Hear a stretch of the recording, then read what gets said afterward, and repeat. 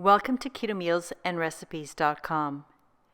Today I'll show you how to make my 5-minute keto white chocolate holiday bark. This bark is sugar-free and a keto candy bar. And yes, you heard me correctly. It only takes about 5 minutes to make, and the best part is it only needs 4 ingredients. You can also make this well ahead of time of whatever holiday you're prepping for, because it freezes beautifully, and I'll tell you more about how to freeze it later on. And do check out the end cards because I've selected specific playlists and recipes that hopefully will inspire you to make more holiday treats. This holiday bark is absolutely amazing. It's flavorful. The contrast between the white chocolate, cranberries, and the crunchy pistachios results in a wonderful taste sensation and texture combination. And I'm sure you and your guests will love it. The macronutrient ratio for this thicker bar of keto white chocolate bark is 6:1, with 6.5 grams of total carbs, 2 grams of dietary fiber, resulting in 4.5 grams of net carbs per each of the 9 bars. However, if you want to make it more like a classic thin bark, you can easily get 12 servings, as you can see by this macro chart, which will reduce your total and net carbs per serving.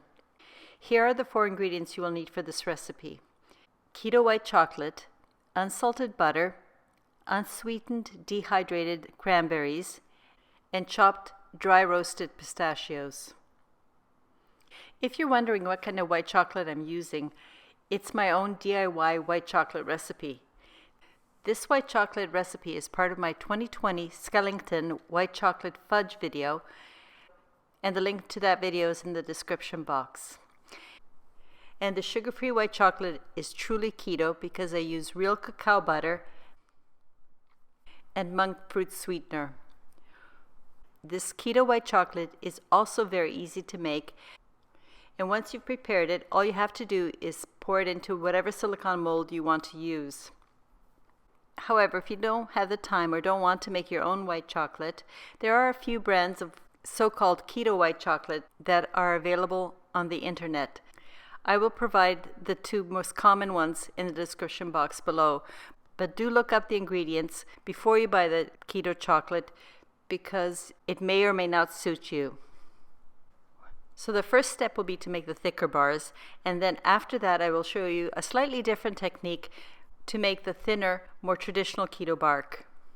So please continue watching to the end for all the details and tips on how to make either the thick or thin bark. First, I'll make the thicker version. Begin by chopping the white chocolate and putting the pieces into a large mixing bowl that will fit snugly over a small pot in which you have about 1 inch or 2.5 centimeters of water, and place the pot on medium-low heat. I prefer this double boiler or bain-marie method of melting my chocolate. However, if you would like to use a microwave, but first you have to reduce the power setting to 50% and set the timer for 30 seconds. Take your bowl out of the microwave, give it a good stir, and give it another 30 seconds, and if needed, one last 30 seconds. But if you're using your microwave, be very careful not to overheat your chocolate because it will burn, and that would be such a waste. Once your chocolate has melted, add the room temperature butter and stir until the butter has also melted and completely incorporated into the white chocolate. As I said, I am first making the thicker bar. So the next step is to add your dried cranberries into the bowl with the melted white chocolate and stir very well to combine. The next ingredient are the pistachios, but I like to cut my pistachios in half because not only will they look better in the bar, but more importantly, the smaller pieces will distribute better throughout the chocolate mixture. After cutting up all the pistachios, I pass them through my spider sieve to remove any powdery or too small pieces. Then add the pistachios to the bowl and stir well to combine.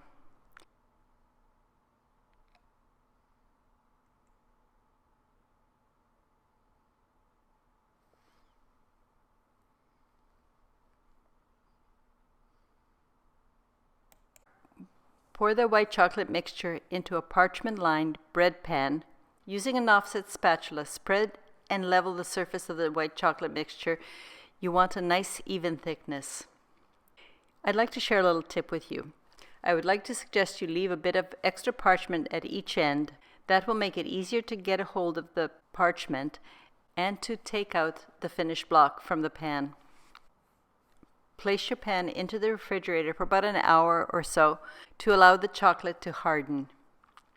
Now that my chocolate has solidified, I am using my clean paint stir sticks, which I have cut up, as a guide to ensure that my 9 slices are as even as I can make them. I'm going to save 1 or 2 of these for a wee taste, but that's later. In the meantime, because I'm making these as my prep ahead for Christmas, I'm going to wrap each piece individually in a strip of cling wrap. And add these wrapped pieces to my freezer-safe container where I have my other Christmas cookies that I'm going to be showing you how to make in future videos. The nice thing about this bark is that the white chocolate freezes beautifully and in the frozen state will last for several months. Now to show you how to make the thinner, more classic bark, which cuts into 12 rectangles. The technique for this one is a little bit different, and I'll explain as I go. Like before, you start by melting your white chocolate, getting your cranberries and pistachios ready. Now, you're going to use a parchment-lined quarter-size baking sheet. And this time you're not going to combine the ingredients. You're first going to pour the white chocolate into the pan and spread it out into a thin layer of about a 1/4 inch or about 0.6 centimeter thickness, and shape it into a nice rectangle. For this version, I first distributed the dried cranberries as evenly over the entire surface of the white chocolate. The next thing is to distribute the chopped pecans. Again, try to spread evenly over the entire surface. By spreading the cranberries and pistachios one at a time in this manner, you will get a bark in which every bite has a more or less even distribution of the cranberries and pistachios. Now, the next thing you should do is either wet your fingers with cold water or lightly butter your fingertips, and then with your fingertips gently press the cranberries and pistachios into the white chocolate. Do this 2 or 3 times over the entire surface and try to get some of the white chocolate to kind of be on top or near the surface. That's all there is to making the thin bark. So now put it in the refrigerator so that the bark can become hard and crispy. You can make whatever size pieces you want, but I found that 12 is a perfect size. So measure the long side, cut it in half, and then each half into 3 equal strips to get 6. Also use a guide, either a paint stick or a clean ruler, because it'll be really hard to get a straight line. And I also found that using a pizza cutter is the best way to cut this bark to get nice clean cuts and so that the bark doesn't crack as you're cutting it. Once you've cut all 6 of the strips, then rotate your pan and cut the long strips in half. And now it's time to reward ourselves by having a wee little taste.